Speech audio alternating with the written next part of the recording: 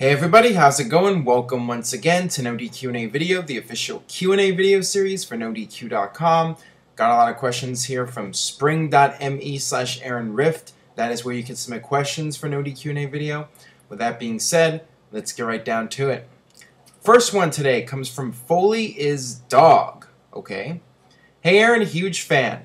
If WWE never noticed Undertaker's streak and had him lose one of his WrestleMania matches early on, how different do you think his career would have been, and do you think he would have stayed this long?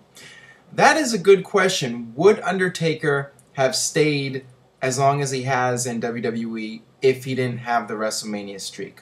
My guess is that he probably would have been retired by now. I think the WrestleMania streak is definitely an incentive for him to keep wrestling and at least stay in WWE on a part-time basis. I mean, his full-time career has been over for 2-3 years now, and he's only coming back basically to do WrestleMania and make a cameo appearance every now and then. I mean, he was on the 1000th Raw, and he made a few appearances after WrestleMania. So Undertaker, is basically retired, but he does come back for the WrestleMania match, and that's the one thing that has been keeping him going. So he probably would have been retired.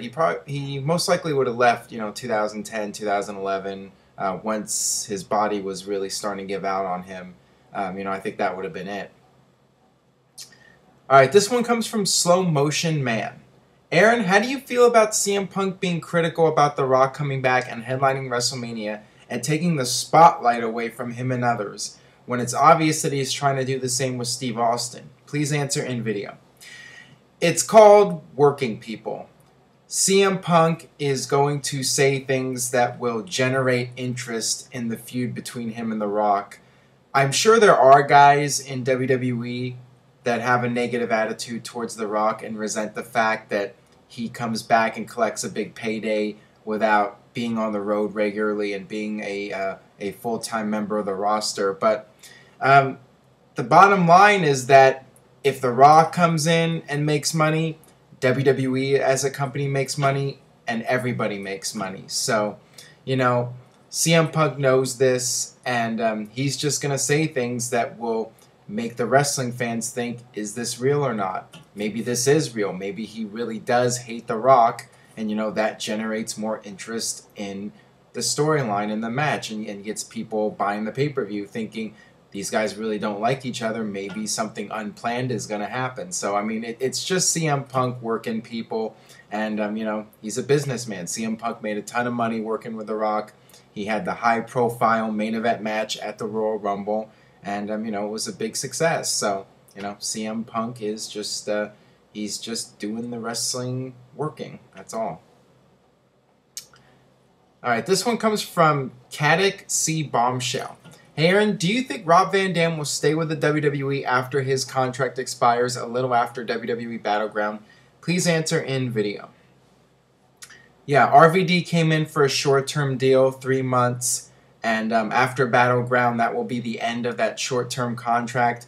I'm thinking that there's a good chance he will stick around. I mean, he has been a major player since coming back. He's been in the world title feud with Del Rio. And, he's been one of the most over guys on the roster, and WWE right now is short on baby faces. You have CM Punk and Daniel Bryan and then RVD, and there's not a whole lot of other guys. I mean, most of the baby faces on Raw are seen as second-rate superstars like, R-Truth and Zack Ryder and all those guys. So, I think that, there's a place for RVD right now, and with WrestleMania coming up soon, I mean, maybe he'll take off a couple months and then sign a new deal in January going through WrestleMania. I mean, that's always a possibility. But, I think we will see him around, and this won't be the end of him. And definitely with WrestleMania coming up, I think we will see him on and off at least until then. All right, this one comes from Marco Shea 95. Hey, Aaron, do you see Jim Ross holding off going to TNA if he was considering it because he wants to call Undertaker's last match at WrestleMania in case it is his last one? And if he was under contract with TNA, do you see WWE and TNA making a deal so he can call it? Well, I don't think WWE would want Jim Ross doing a match at WrestleMania if he's under contract to TNA. I think that's out. I don't see that happening. Even if Dixie Carter was okay with it, I think that would be highly unlikely. I mean, yes, Ric Flair was still with TNA when he did the Hall of Fame appearance, but I mean, that was something different. But then again, you never know. As far as Jim Ross holding off to call Undertaker's last match, I mean, they didn't have JR do the match with CM Punk this year, so, you know, I have my doubts that if Undertaker was in fact having his last match, WWE would give in and bring back JR for one night. I just don't know if they would do that. I think it's very much a question mark, and, you know, I don't know if that's going to happen.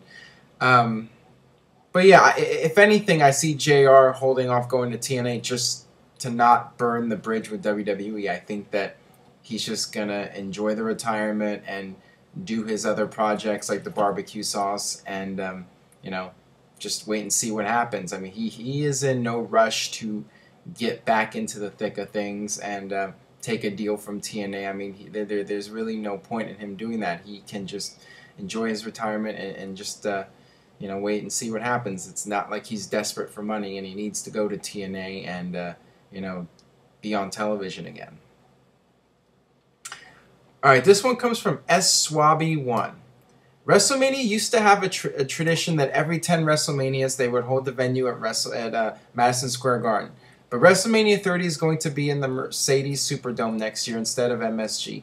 Do you think WWE should have had WrestleMania 29 at the Mercedes Superdome and then for WrestleMania 30 have it at MetLife since it's in the New York, New Jersey area? Well, on paper, that sounds like the best way to go, but you have to keep in mind that it is all about timing, and it just happened that WWE had the offer to do WrestleMania in the New York, New Jersey area for 29, and that's just how things worked.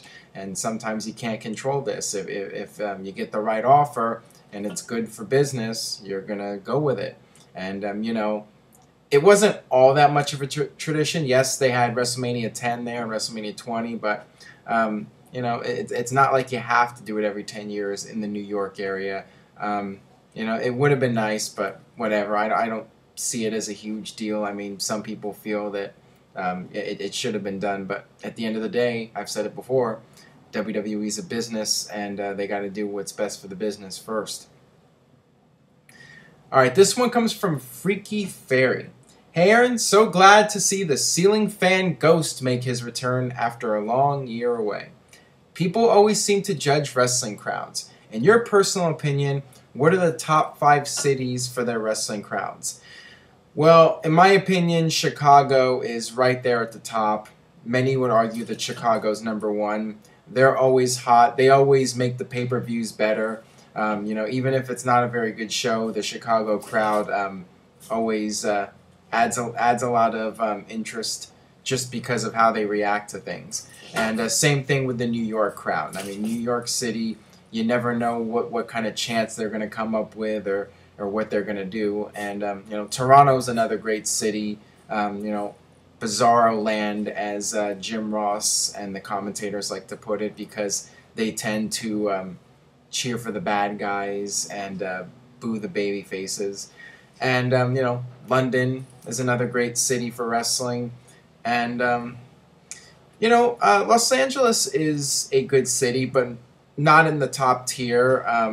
The thing about LA fans is that they will cheer something if it's good. If it's not good, then they just won't make any noise at all. I mean, you know, a lot of the other cities like Chicago and Toronto, if they're bored, they'll just start up random chants and, you know, stuff like that. But with LA, they just won't do anything at all. They just sit there. So, you know, not sure. Yeah, definitely Chicago and New York, Toronto and London, and you know, maybe St. Louis because of their tradition. That would be the top 5 right there. All right, this one comes from the Potato Lord. I know that CM Punk is a top wrestler, but do you think he can go any higher, or has he reached his peak? That is a good question. CM Punk, the longest reigning WWE champion in the past 25 years. So what else can he do that will top that? I don't know if he will ever get to that level again and have that kind of reign as champion. But I certainly see CM Punk being a major player in WWE for as long as he continues to wrestle. And I think that will be at least a few more years. I mean, he is getting up there into his late 30s. And, you have a lot of younger guys coming up. So I think at least for a few more years we will see CM Punk on top. And, anything's possible. When Chris Jericho came back in 2007, I thought that he had gotten as big as he was going to get. But then he had a tremendous 2008 and 2009. So same thing could happen with CM Punk. And it's really hard to say at this point. All right, last question today comes from John316 with the funky letters. How many days appearances left are there in Brock Lesnar's contract? Well, I believe he signed somewhere between 20 and 30 dates. And, he did Extreme Rules. He did all those appearances on Raw leading up to it. And then he came back for the SummerSlam build and then did SummerSlam. So I'm thinking, with WrestleMania, there's usually about a 2-month build. So maybe 7 or 8 appearances, including WrestleMania. I'm thinking something in that ballpark, 7 or 8 dates left. And, that's one reason why he's not going to come back for Hell in a Cell or whatever. WWE's going to save up those remaining dates for WrestleMania and the build-up leading into WrestleMania. All right, that'll do it for this edition of No DQ&A video. Thanks as always for watching. Subscribe, youtube.com/NoDQCAW. Share this video on Facebook and Twitter. Keep spreading the word. And I will see you guys next time for more No DQ&A video.